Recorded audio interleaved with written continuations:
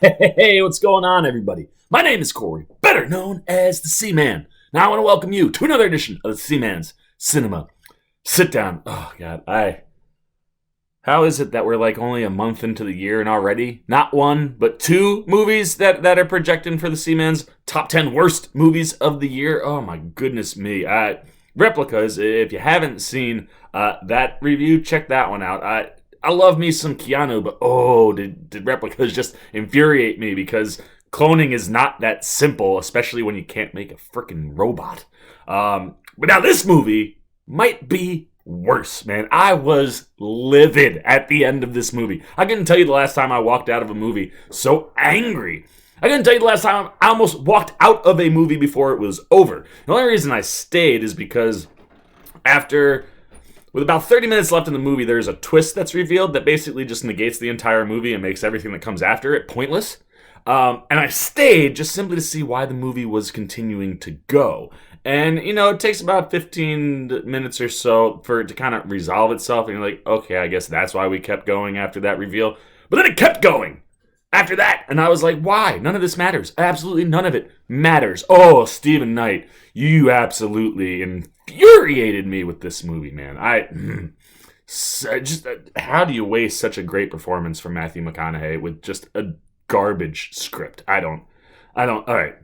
Pull up a chair, man. Take a seat. We're going to dive in spoiler-free on Serenity. Like I said, that is the latest from Stephen Knight. He is both writing and directing in this one. The movie stars, as I mentioned, Matthew McConaughey, Anne Hathaway, Diane Lane, Jason Clarke, Jaimin Hansu, Jeremy Strong. I mean, talk about a stellar cast list. And as I mentioned, Matthew McConaughey is brilliant in this movie. But the movie, oh, good Lord. Look, I get Stephen Knight's got himself a nice resume. I mean, he's been Oscar nominated once for Dirty Pretty Things. And he's made some movies that I myself like. Locke being one of those with Tom Hardy. But the last two things that have come from Stephen Knight's pen, not been very good. Look, Girl in the Spider's Web, lots of good things in that movie. I really liked the way it was shot. I thought it was very cinematic. I obviously loved Claire Foy, but goodness me, the story was the whole reason the movie was no good. That is the exact same thing that's going on here with Serenity, only like it's even more egregious than what goes on with the Girl in the Spider's Web. This movie takes an absolutely brilliant performance from Matthew McConaughey and makes it completely meaningless. It's wild the way this movie works. If you don't know what Serenity is about, Matthew McConaughey's character, Baker Dill, plays a hardcore tuna fisherman. He's kind of chasing this giant tuna fish at the beginning of the movie. I was more interested in that movie than the movie we got. If you would have given me a movie where McConaughey is just chasing a tuna that's essentially his Moby Dick and he goes crazy, I'm in for that movie. But no, that's not what we get, man. We get that a little bit at the beginning, and there's some good stuff there. I mean, the movie builds pretty well. And then about a little past the quarter-way mark, Anne Hathaway shows up, and we find out that she is the ex-wife to Matthew McConaughey's Baker Dill. And that it was her. She left him for another guy who's played by Jason Clarke, who's this kind of like mobster, gangster guy that lives in Miami. Very, very 1980s, like 70s, 80s, like gangster in Miami, like Scarface vibe. Totally didn't fit the movie whatsoever. But he's a total dirtbag, and she essentially wants to have McConaughey take him out on a fishing trip and then push him over so that he stops, so he's dead because he beats her and threatens his kid. And all these things. So that's the premise of this movie. And it looked like, in the trailers made it look like it was going to be quite a suspense thriller mystery that you weren't really sure what was going on. But as I said, man, there is a twist in this movie that gets delivered about 3/4 of the way through.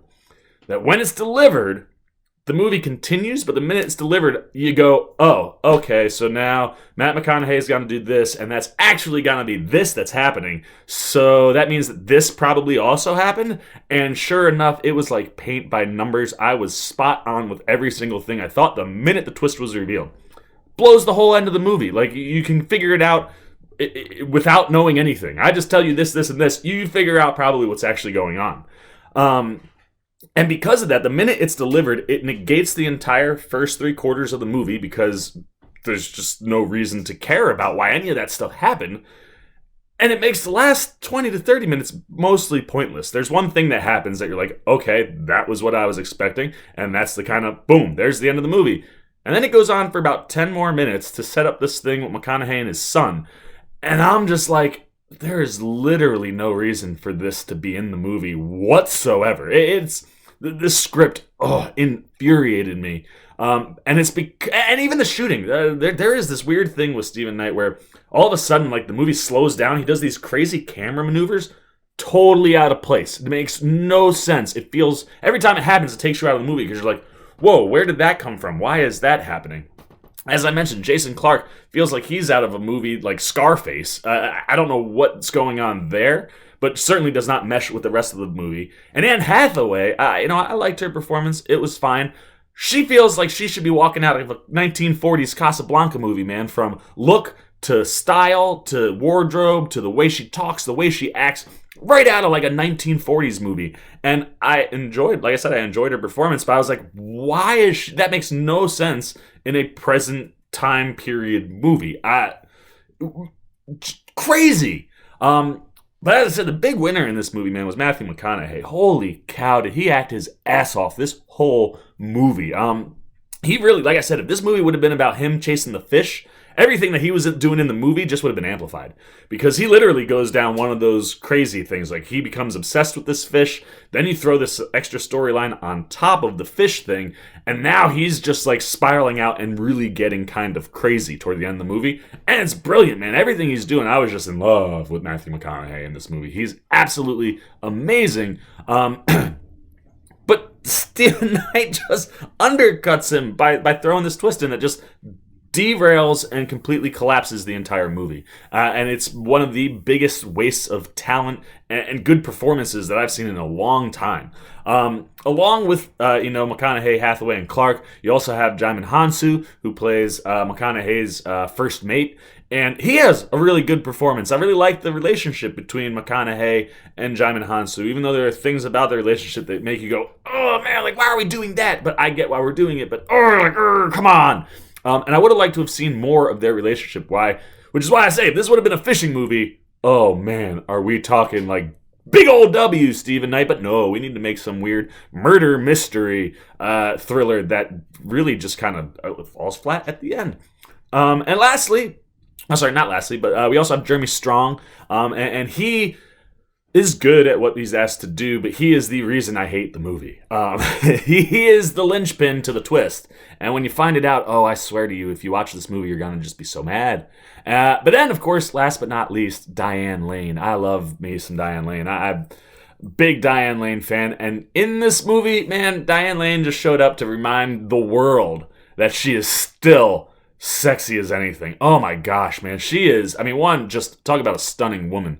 But performance-wise, she's McConaughey's kind of like booty call and just oozes the whole movie, man. I was just like, Diane Lane, you've been Martha Kent for a while. Thank you for reminding me that you are still like, oh man, I love me some Diane Lane. She's great. But her role, again, very, very, very tiny. But asked what to do, she does a really good job with. And it irritates me to see all these great performances get just negated by a really awful script decision. So there you go, man. That's my spoiler-free review of Serenity. Oh, man. I walked out of the movie, man. I was like, Serenity now! Serenity now! Oh, I needed to calm myself because I was angry. But now, I want to know what you're thinking, man. Have you seen Serenity? Were you just absolutely infuriated? Did you think it was the dumbest thing you could have ever seen coming from a script in a movie like this? It just, oh, man, like, I don't know.